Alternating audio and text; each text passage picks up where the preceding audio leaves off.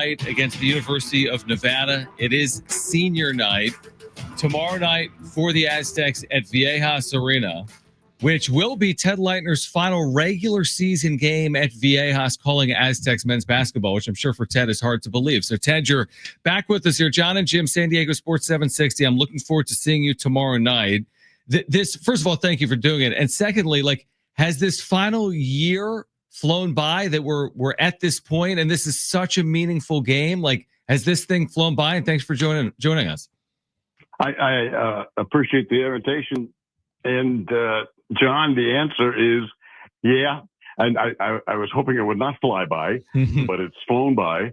On the other hand, having started, with Aztec basketball, where records like that, 20-8, you would have killed for, would have been wonderful. And many of those years that were, really lean, bad, and couldn't draw a crowd and all that other stuff. So I never sneeze at 28, having been through what I was through in the earlier decades. So, it's gone fast, but it's been entertaining. It's been strange. It's been different in many ways.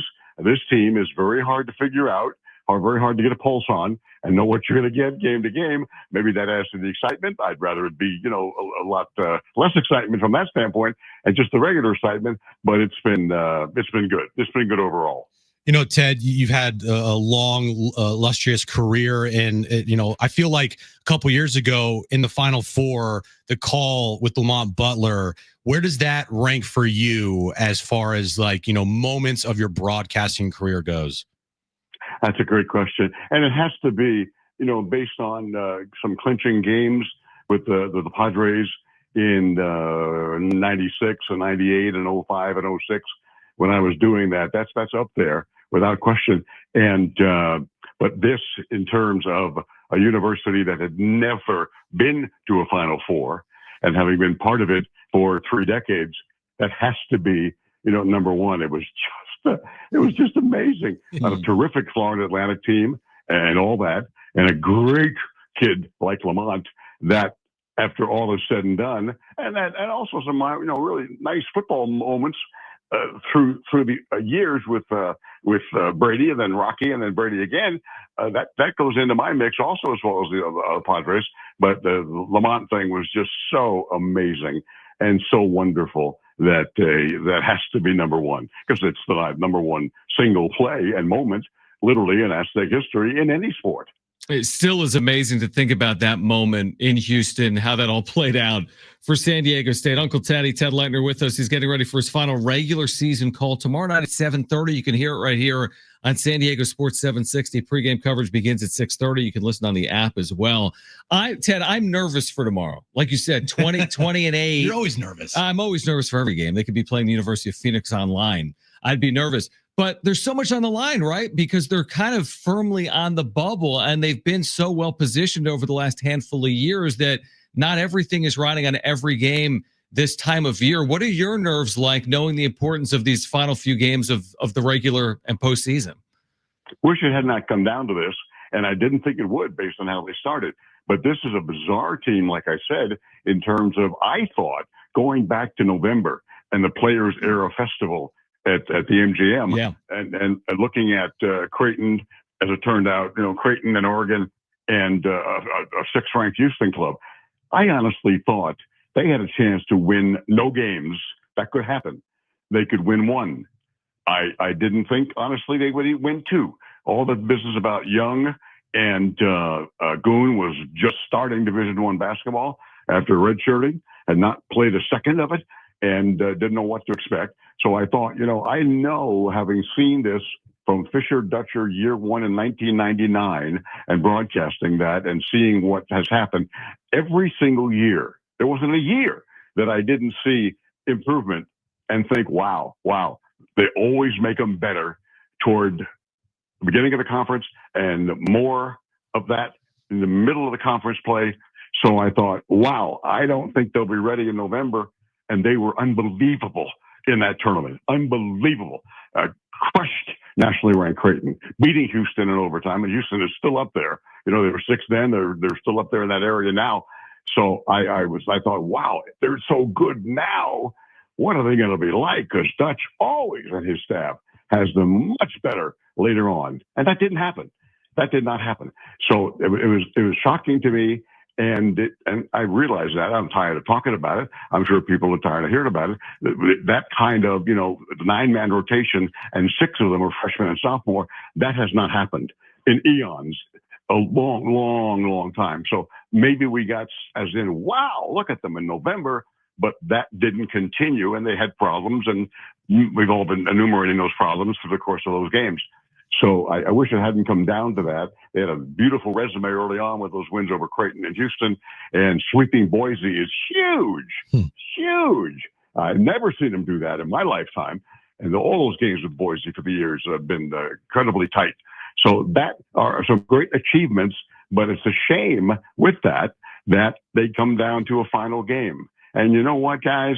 This metric thing, I've never been big on the analytics in baseball and all that other stuff. And the idea that all that has crept in to football and then now basketball, and it's business of 20-8. Wow. You should not be on the bubble at 20-8 when you're like Brian Dutcher and you play anyone. You duck no one. You want to challenge yourself early and get these signature games and get your resume done before the conference. But no. In this one, you were supposed to win by 6, and you only won by 1. Mm-hmm. You should have won by 20, and that kind of thing. Other teams do, like Boise and some others who schedule less tough games, beat them by a ton, and they get treated well with the metrics as opposed to the Aztecs.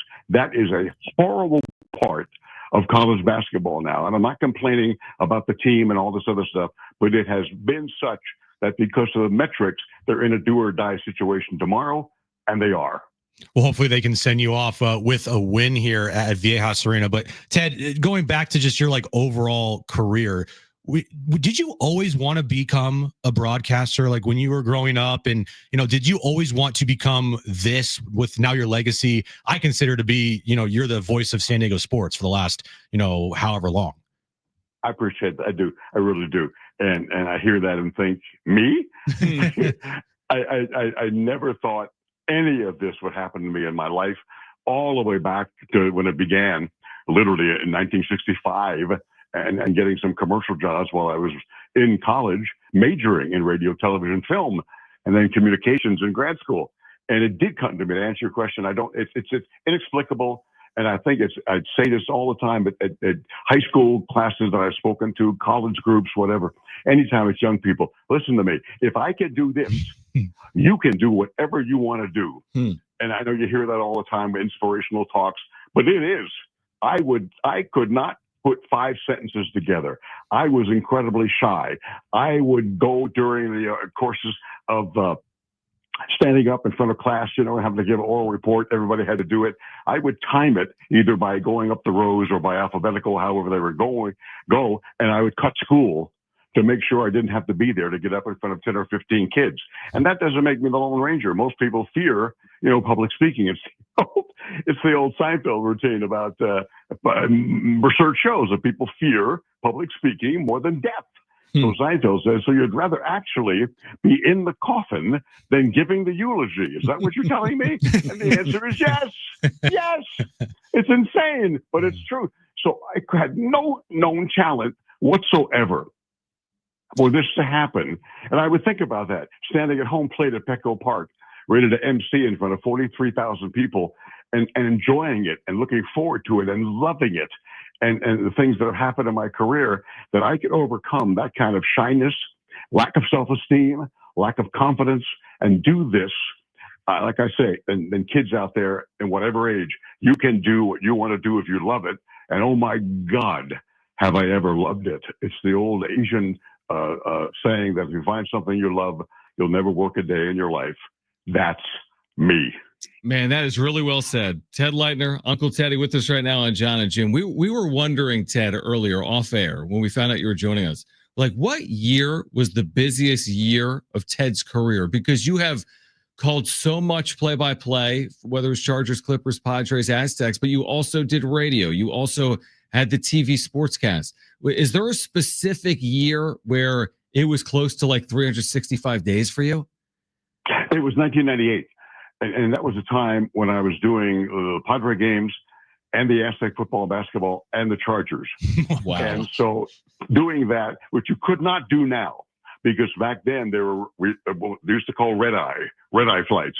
And you could literally get out of here and get to Vegas, leave here at whatever, 8, 9, 10, even after 10, and get to Vegas. And there were flights going from Vegas to almost everywhere. So you could literally fly all night, which I did. And I would do I'd do a Padre game here on a Friday night, and I would then do an Aztec game on a Saturday night, and then I would go to the airport from the old stadium and in Mission Valley, and go to the airport, fly to Vegas, and then take that to Kansas City, to Washington, D.C., to New York, wherever the Chargers were, and got through that. Like I said, with airline schedules now, you could not do what I was doing, and I loved it. And I loved it. And I was so lucky, because you're thinking about, hey, it's going to be foggy. We've had that with Aztec basketball this year. I mean, bad fog, weekend after weekend. That would have absolutely killed me, because I would not have been able to get from point A to point B to point C. And I was, as typical in my life and typical in my professional life, I was so lucky. I always was able to get there. And I had friends like Dean Spanos and John Moores, when I would go to an event and get from one to the other, and then they would fly me on their personal jets, coming back or going out there. And I had the same thing with Mrs. Kroc when she owned the ball club. And she would tell me, if you get in the jam, call me, and I'll have Whitey, who her pilot, come and pick you up in my plane.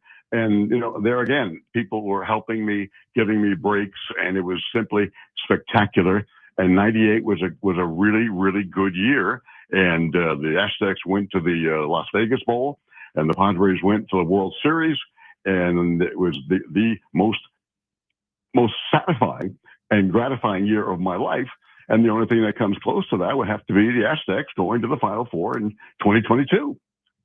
Ted, I know this might be a difficult one to answer, but in your time broadcasting, who is Ted Leitner's favorite either coach or player that you have covered or called a game for? You can say multiple if you want, but who's like one of the first people that come to your mind when you think about your careers, favorites to cover or call a game for? That's a great question. And it has, for me, been Anthony Keith Quinn. Mm-hmm. And because it wasn't, the baseball thing came later, but I met Tony in 1978 when I came here my very first year. And once again, here's the luck. The job was open, and Eddie Doucette, the great play-by-play guy with the Milwaukee Bucks, was supposed to come and get that Aztec job. Not me. I was coming to do Channel 8 sports, nothing else. Nothing at all with the radio, just the TV. And Eddie couldn't get here because of an illness with his son, and he couldn't get here in time. So I got the Aztecs, and that's where I started. And went from there. I know I'm laughing. I'm laughing, guys, because I'm 77. And you asked me that question, and I talked about 1978 and Eddie Doucette, and now I have no idea what the hell the question was. It was about who your favorite athlete or coach is. Yeah. Okay. And I got to tell you, boys, it's senior citizens out there know what I'm talking about. The brain shrinks when you're older. And I used to be able to go through a broadcast and think about, that what happened in that Reds game, back in when they had so-and-so and Griffey in 1976 and Griffey Sr. And I was able to do the play-by-play and think about other things. Now, if I don't think about it and write it down the minute it comes in my mind during the Aztec broadcast, it's gone. It's gone in 3 to 5 seconds. And it's fascinating, just fascinating. So I met Tony with Aztec basketball, young, incredible athlete, still, as you know, John, holds the all-time assist record to this day in Aztec history. A wonderful, wonderful player who knew and told me many times he could play in the NBA after the Clippers had drafted him, but he went to baseball, and the rest, as they say, is history. So my association with Tony starting in the late 70s is something I cherish, and knowing his family and his brothers, and Alicia and now the kids, has just been a gift to me. Junior Seau is right up there. Junior was a force of nature. He was not just physically, but his competence and his ability and his personality, and a kid who comes back to his community and plays here after going to USC was just a great, great story with a bad ending. I miss Tiaina so much all the time that it's one of those things like with Tony that I cannot believe that he's gone. I just can't. Someone asked me today about, I had a lunch with a bunch of former sports writers and broadcasters, and that came up about your favorite guy.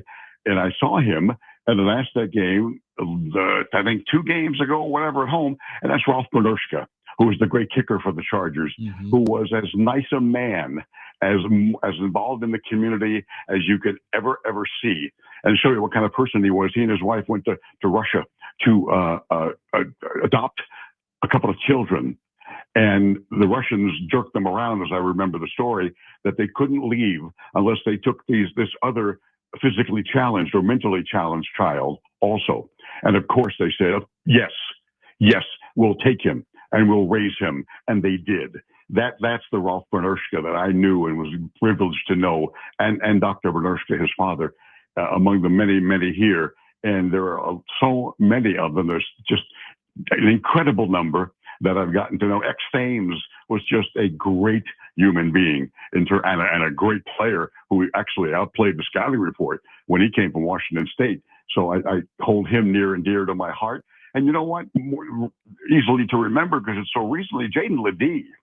I mean, if you had a son like Jaden Ledee, you'd be one proud father. I'd be so proud if Jaden was my boy, as I am proud of my boys.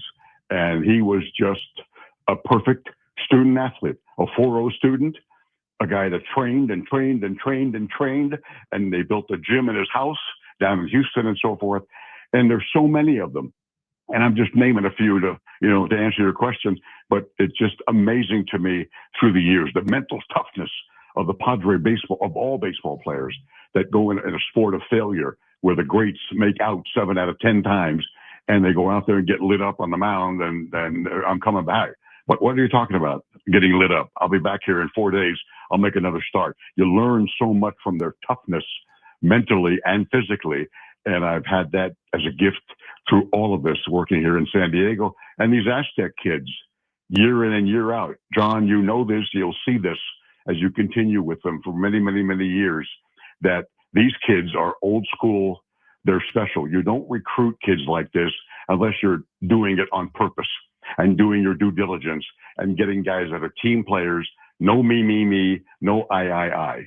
And that has been such a pleasure in addition to winning for the last 15, 20 years with me, with Coach Fisher and Coach Dutcher, that I have had a career that never entered my mind, an enjoyment that'll be in my mind forever. Well, that is well said. And Ted, we cannot wait to hear you again tomorrow night as the regular season wraps up at Viejas Arena. I know it's been a privilege for our listeners to hear you throughout the course of this year and many other years, whether it's Padres, Aztecs, whatever it has been. It's been a privilege for me to be working next to you it's actually been 8 seasons with men's basketball and football, which is hard to believe. And I'm looking forward to everything that tomorrow has to bring. But we'll see out there. We have senior night ceremonies, which you're going to be a part of on the radio. And one more time at Viejas Arena in the regular season. We'll see if the Aztecs can win one for you tomorrow night, Teddy. I'll be hearing music in the background, and it'll be a combination of songs. It'll be Frank Sinatra singing My Way. It'll be Paul Anka singing The Times of Their Life. Remember that Kodak commercial that Paul Anka wrote? And the memories are amazing. And John, thank you, because I've had great partners in every sport throughout my life. And I got to work with Jesse Agler, and then he took over the Padre baseball. I got to work with you, and now you're taking over. And it's the kind of thing where people say, you're sorry you're going? Well, yeah, I'd like to go on forever, but I can't. My eyesight has prevented that. That's what it comes down to.